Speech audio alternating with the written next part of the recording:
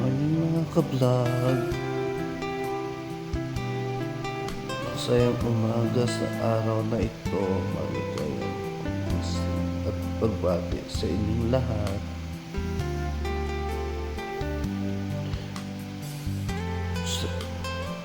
Ibahagi ko lang ang aking kwentong kabataan.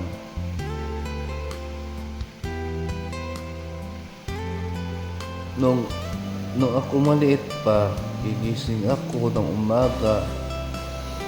Gigisingin ako ng aking ina papuntang dahil nga ipapasok ako sa paaralan. Ngunit ako'y hindi gumigising ng maaga pagkus ay lagi akong puyat. Hindi ko pinipilit ang sarili kong ibangon dahil grabing buwan ng aking sarili.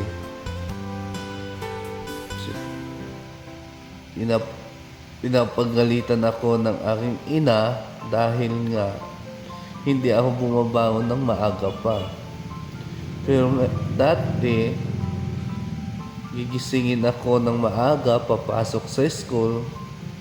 Ngayon, gigising ako ng maaga, papasok sa trabaho.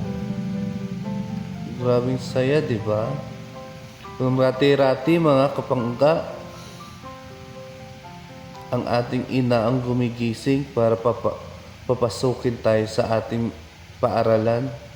Gigising ng umaga, luluto ng pagkain, luluto ng ating ibabaon, luluto ng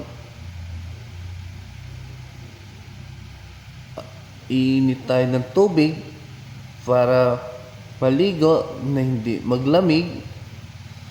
Grabing saya nung kabataan pa lang tayo.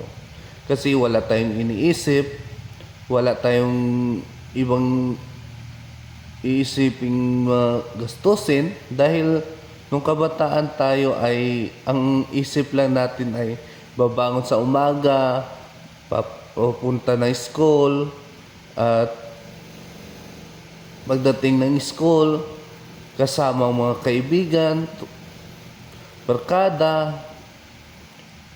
Saka pagdating sa school parang ang laya-laya mo. Hindi tulad ngayon, gigising sa umaga, liligo, papasok sa trabaho, hanggang 8 oras sa trabahong katatayo at uuwi ka rin napagod na ikaw lang isa. Hindi gaya ng kabataan ko, galing ako school, pauwi ako ng bahay. May dalang sermon dahil anong oras ako umuwi, mga kapanggang. Pero masaya dahil ina-enjoy ko yung aking kabataan dati. Papagalitan ka dahil anong oras ka na umuwi galing school, dahil alam mo yung iigib ka pa ng tubig dahil walang laman ang mga galunan at walang sinaing, walang ulam. Ganun mga kapangga. Grabing saya nung kabataan, yung mga kabataan pa natin. Yung nung nag-aaral pa tayo ng elementary, like ng daycare. Nung umaral ako ng daycare, 7 years old ako. Pero gabi ko saya dahil na-enjoy ko rin yung saya nung kabataan ko. Nung mga kabataan ko, na-enjoy ko naman yung saya, happiness. Kayong mga kapangga, anong kwento ng inyong buhay kabataan? Please comment nyo naman magkwentuhan tayo at usap. Ibahagi nyo naman ang inyong kwentong kabataan nung nag-aaral kayo at gigising kayo ng umaga para bumangon, para pumasok sa eskwelahan. At kung anong saya nung kayo'y kabataan pa. Hanggang dito na lang ang aking kwento at maraming salamat. See you and God bless. Thank you.